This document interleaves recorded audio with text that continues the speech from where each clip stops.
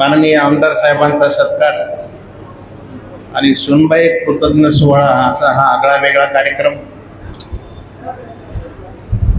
मला असं वाटतं बाबू सावकार सुनबाईचा सत्कार हा महाराष्ट्रातला पहिला सत्कार। आता इतके दिवस तर कधी पेपर मध्ये असं वाचण्यात आलं नाही। या कार्यक्रमाच्या अध्यक्षतेचा सत्कार मूर्ती डॉक्टर तुषारजी राठोड, आपले आमदार श्रद्धेय विरूपाक्ष महाराज, नामदेव महाराज, गंगाधरजी राठोड, कुंभार सर, बाबू सावकार, मानवता मंच, सर्व माता भगिनी, सर्व पत्रकार आणि व्यासपीठावरील सर्व मान्यवर। बाबू सावकारने सगळ्यांचा सत्कार अगदी अंतःकरणपूर्वक केला। म्हणजे मला ते जाणवत होतं आता थोडीफार राजकीय टोलवाटोली तर होणारच आहे। नाही आता ते लोकांना लक्षात येईल नंतर। आमदार साहेब, मला एक विशेष असं वाटतं की इतिहासातली सगळ्यात मोठी सून जिने राज्य केलं त्या अहिल्याबाई होळकरांचा 300वा जन्मोत्सव आहे। आणि या 300व्या वर्षात अहिल्याबाई एक सून होती आणि सासऱ्यांनी त्यांना पुढे आणलं, मल्हारराव होळकरांनी, आणि यशस्वी राज्य केलं। आणि महाराष्ट्र शासन मोठ्या प्रमाणात साजरा करणार आहे। तर मला असं वाटतं हे औचित्य आणि या सुनबाईचा सरकार फार चांगला संगम आहे। आणि या ठिकाणी तुम्ही सावित्रीबाई, अहिल्याबाई, सगळ्यांचे जिजाऊंचे, त्या सगळ्या सावित्रीच्या लेकी समोर बसल्यात। या सगळ्या सुनबाईंचं, माननीय आमदार साहेबांचं, त्यांच्या सौभाग्यवतीचं मी हार्दिक अभिनंदन करतो। लेक लाडकी माहेरची, सून लाडकी सासरची। मी एक वाक्य नेहमी बोलत असतो की ज्याला मुलगी नाही, या महिलांवर तुम्ही काळजीपूर्वक ऐका, ज्याला मुलगी नाही त्याच्या जगण्याला पूर्तता नसते। मुलीचं काय प्रेम असतं हे मुली असलेल्या बापालाच कळतं। आणि मलाही कन्या आहे आणि म्हणून की मुलीशिवाय जीवनाला पूर्तता येत नाही। बाबू सावकार 18, 20, 25 वर्षाची मुलगी आपण वाढवतो, कन्या, एक वृक्ष आपल्या दारात मोठा होतो आणि लग्न झाले की दुसऱ्या दारात नेऊन त्याचं रोपण केलं जातं आणि तिथं तो बहरतो। स्त्रीचं जीवन असं आहे की 18-20 वर्ष आपण तिला शिकवतो, मोठं करतो आणि लग्न झाले की मग ती जाताना मुलीच्या लग्नात ढसा ढसा रडतो तो बाप असतो। याच्यापैकी ज्यांना ज्यांना मुली आहेत त्यांनी तो अनुभवला असेल। खरं म्हणजे या प्रसंगी मी एक असं सांगेन की आमदार साहेब, बेटी बचाव, बेटी पढाव आणि बेटी बढाव हा संदेश या ठिकाणी परफेक्ट लागू होतो। सर, सध्या काही जिल्ह्यामध्ये 1000 मुलामागं 920 मुली आहेत। म्हणजे 1000 मुलामागं 920 मुली आहेत आणि 80 मुली 1000मागं कमी आहेत। हा चिंता आणि चिंतनाचा भाग आहे। खरं म्हणजे स्त्रीचं महत्व खूप मोठं आहे। निसर्गानं मातृत्वाची शक्ती दिली। मला वेळेचं भान आहे, मी 5 मिनिटं बोलतोय। मातृत्वाची शक्ती निसर्गानं तुम्हाला बहान केली आणि निसर्गानं सगळ्यात मोठी अजून एक शक्ती दिली, ती सहनशक्ती दिली। शेती आणि अग्नीचा शोध स्त्रियांनी लावला, म्हणून भगवंताला सुद्धा माऊली म्हटलं जातं। ज्ञानेश्वर माऊली, विठू माऊली, स्त्रीचं हे लिंग वाचक नसताना हे भाववाचक सर्वोच्च रूप आहे।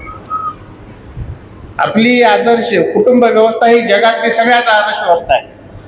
भारतासारखी कुटुंब व्यवस्था कुठंच नाही। आज विभक्त कुटुंब खूप आले। त्या पत्रिकेतला ड्राफ्टिंग खूप सुंदर आहे। लिंगनवाड, बालाजीराव मस्काले सर, त्यांच्या सहकार्याचं मी विशेष कौतुक करेन। सर, असा कार्यक्रम, एकीकडे सुंदर कार्यक्रम होतोय, त्याची दुसरी बाजू मी बोलेन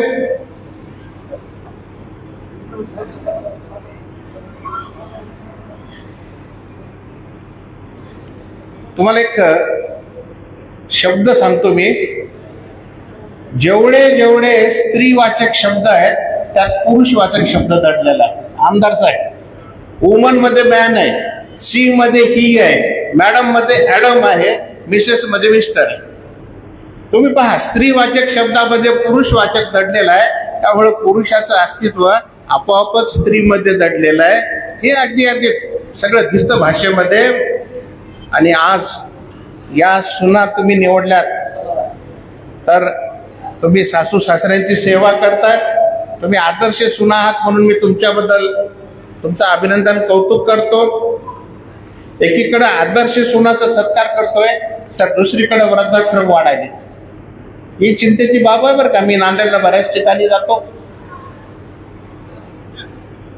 वृद्धाश्रमाची निर्मिती हे आपल्या संस्कृतीचं अधःपतन आहे असं म्हणायला हरकत नाही. अशा आदर्श सुना जर खरंच निर्माण झाल्या तर वृद्धाश्रमाची संख्या कमी होईल. तिथलं दुःख तिथं जाऊन पाहिल्यानंतर कळेल. खरं म्हणजे सर, या मुखेडमध्ये मागं आम्ही श्रमिक महिलांचा सत्कार केला होता. आमदार साहेब, आपल्या हॉस्पिटलमध्ये अनेक महिला आहेत, विधवा आहेत, त्यांचे नवरे अकाली गेले, 3-4 लेकरं आहेत आणि पोटासाठी त्या बिचाऱ्या मरमर मरत असतात. अशाही स्त्रिया आपल्या शहरामध्ये खूप आहेत. ज्या तुमच्यापैकी ज्या सुनेच्या माहेरी तिच्या वडिलाचा सन्मान होत असेल महाराज, तर नक्की त्यांच्या घरी त्यांच्या सासऱ्याचा नवऱ्याचा सन्मान होतो.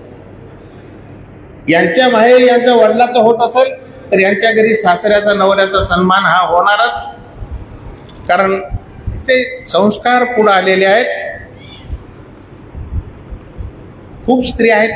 आता तुम्हाला जर समाजाची खरी व्यवस्था पाहायची असेल तर आमच्या दवाखान्यात 24 तास येऊन पहा. सासा दिसतील, सुना दिसतील, नवरे दिसतील, म्हातारे कोतारे दिसतील. सणाला लेकी आल्या की बाप घेऊन येतो, नाही तर बापाला लेक घेऊन येते. बाप मुलाचं ऐकत नाही, सुनाचं ऐकत नाही, बापाचं ऐकत नाही, पण लेक बाबा गपचूप घे म्हणलं की ते औषध घेते. ही दवाखान्याची परिस्थिती आहे. बाबू सावकारनं एक मुद्दा आता सांगितला. आमदार साहेब, हा मुद्दा परिवर्तनाचा मुद्दा ठरू शकतो.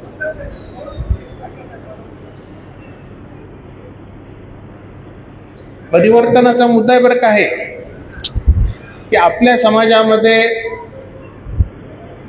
संक्रांतीनंतर बरेच कार्यक्रम होतात महिलांचे, रथसप्तमीपर्यंत.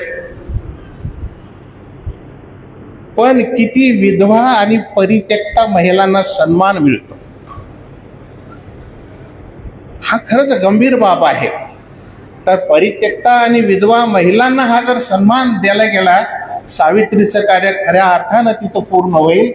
नाही तर विधवा महिलांना जगणं अवघड आहे. परिस्थिती अशी आहे की विधवा महिलाकडं समाजाचा बघायचा दृष्टिकोन, कुटुंबाचा बघायचा दृष्टिकोन हा फार गंभीर आहे. हे मी दवाखान्यात बघतो. अशाच विधवांना, अशा परित्यक्ता महिलांना, काहींचे नवरे दारू पिऊन गेलेत, काहींचे नवरे ऍक्सिडेंट मध्ये गेलेत, मागं 2-4 लेकरं आहेत, त्याच्या पोटा पाण्याची सोय करण्यासाठी त्या बिचाऱ्या राबत असतात. असाही एखादा कार्यक्रम बाबू सावकार आपल्याला करता आला तर जरूर करूया. श्रमिक महिलांचा झाला, हे परिवर्तनाचं पाऊल असेल नक्की. काही जातीमध्ये हे केलं जातंय आजही महाराष्ट्रामध्ये. शेवटचे 2 शब्द बोलतो. एक सासरा होता, तो विदूर होता, त्याची बायको लवकरच गेली, त्याला 4 सुना होत्या. आता तिजोरीची चावी काळजीपूर्वक ऐका. त्या 4 पैकी एका सुनेला जायचं ठरलं, पण सासरा हुशार होता. त्यांनी सांगितलं की मी तुमची परीक्षा घेणार आणि प्रत्येक 4 सुनेला त्यांनी मुठभर धान्य दिलं आणि सांगितलं मी 3 वर्षानंतर घरी येईल. पहिल्या सुनेला म्हाताऱ्यानं काही दिलं म्हणून फेकून दिलं, दुसऱ्या सुनेनं गपचूप पुडी बांधून ठेवलं काही का असेना, तिसऱ्या सुनेनं खाऊन टाकलं आणि 4थी सून जी हुशार होती तिने त्याची पेरणी केली. आणि 3 वर्षानंतर सासरा माहेरी आल्यानंतर त्यांनी विचारलं पहिली म्हणे मी फेकून दिलं, दुसरी म्हणे मी पुडी बांधली, तिसरी म्हणे मी खाऊन टाकलं, चौथी म्हणे की तुम्ही मुठभर मला धान्य दिलं, मी पेरलं, दुसऱ्या सीझनला पेरलं, 3 वर्षात 6 सीझनला पेरलं आणि त्याची शेकडो पोती धान्य मी तुम्हाला देते. तो सासरा म्हणे ही माझी सून आहे, एक्सपान्शन इज अ लाईफ, प्रसरण पावणे जीवन, आणि ही सून प्रगती करू शकते. तुमच्या खांद्यावर खऱ्या अर्थानं त्या कुटुंबाचा सगळ्यात मोठा भार आहे आणि कुटुंबाला मोठं करणं ही तुमची जबाबदारी आहे. तुम्ही करतालच. तर मी पुनश्च तुम्हा सगळ्यांना धन्यवाद देतो. बाबू सावकारचा भावनांक जरी बाजूला काढला तर त्यांची कल्पना निश्चितच समाजाच्या उपयोगाची आहे असं मला वाटतं. मला मान सन्मान दिला त्याबद्दल धन्यवाद देऊन मी या ठिकाणी थांबतो.